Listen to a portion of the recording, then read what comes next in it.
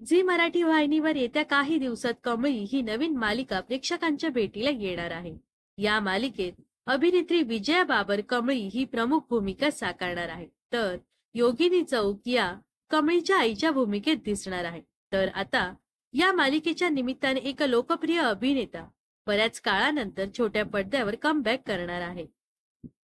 अभिनेते डॉक्टर शरद भुतडिया कमळीच्या आजोबांची भूमिका साकारणार आहे, पण आता ते बऱ्याच काळानंतर छोट्या पडद्यावर पुनरागमन करत आहे.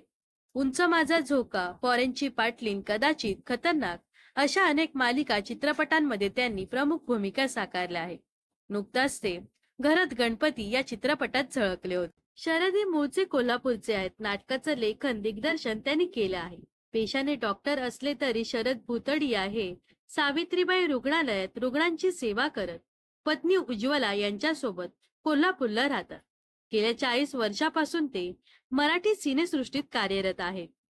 त्यातच आता कमळीचे आजोबा बनून ते प्रेक्षकांचं मनोरंजन करणार आहेत. तर झी मराठी वाहिनीवरील कमळी ही नवीन मालिका पाहण्यासाठी तुम्ही किती उत्सुक आहात हे नक्कीच कमेंट्स मध्ये सांगा. व अशाच मनोरंजन विश्वातील ताज्या घडामोडी जाणून घेण्यासाठी नक्कीच आपल्या चॅनलला सबस्क्राईब आणि फॉलो करायला विसरू नका.